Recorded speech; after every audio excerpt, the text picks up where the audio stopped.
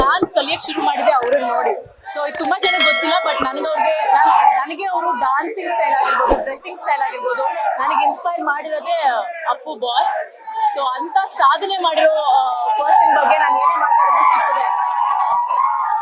Craze ನೋಡಿ ಈ ಕೂಗಲೇ ಗೊತ್ತಾಗುತ್ತೆ ಅವ್ರ ಕ್ರೇಜ್ ಏನು ಅಂತ. ಇವತ್ತಿನ ದಿನ ನಾನ್ ಸೆಲೆಬ್ರೇಟ್ ಮಾಡೋದು ಅಪ್ಪು ಹಬ್ಬ ಅಂತ. ಸೊ ಇಟ್ಸ್ ಹಿಸ್ ಬರ್ತ್ಡೇ ಅಂದ್ರೆ ನನಗ್ ಹಬ್ಬನೇ ಅದು. ಸೊ ಅದಕ್ಕೋಸ್ಕರ ಇಲ್ಲಿ ಅವ್ರ ದರ್ಶನ ನೋಡ್ಕೊಂಡು ಹೋಗೋಣ. ನಾನು ಮಿಲನ ಅನ್ನೋ ಒಂದು ಪ್ರಾಜೆಕ್ಟ್ ಅಲ್ಲಿ ಚೈಲ್ಡ್ ಆರ್ಟಿಸ್ಟ್ ಆಗಿ ಅವ್ರ ಜೊತೆ ವರ್ಕ್ ಮಾಡಿದ್ದೆ. ಅದ್ ಬಿಟ್ರೆ ಒಂದು ಕಬಡ್ಡಿ ಟೂರ್ನಮೆಂಟ್ ಮಾಡಿದ್ವಿ, ಅದ್ರಲ್ಲಿ ಅವ್ರು ಬಂದಿದ್ರು. ನಾನು can I hug you sir ಅಂತ ಕೇಳಿದೆ. ಅವರು yes please you can hug me ಅಂತ ಒಂದು ಹಗ್ ಕೊಟ್ಟಿದ್ರು.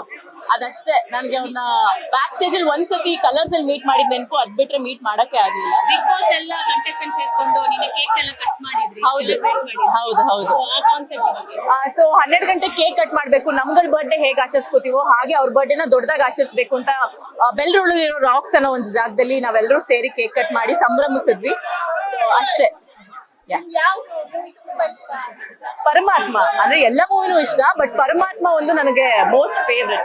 ಆದ್ರೆ ಅದ್ರಲ್ಲಿ ನಾವು next shade of Puneeth Rajkumar ಸರ್ನ ನೋಡ್ಬೋದು. ಅದಕ್ಕೆ dance jockey is my jam. ಅಂದ್ರೆ ಬೆಳಗ್ಗೆ ಎದ್ದಾಗ ಜಾಕಿ ಒಂದ್ಸತಿ ಪ್ಲೇ ಮಾಡಿ ನಾನು ಕೇಳಿಸ್ಕೊಂಡೆ ದಿನ ಶುರು ಮಾಡೋದು.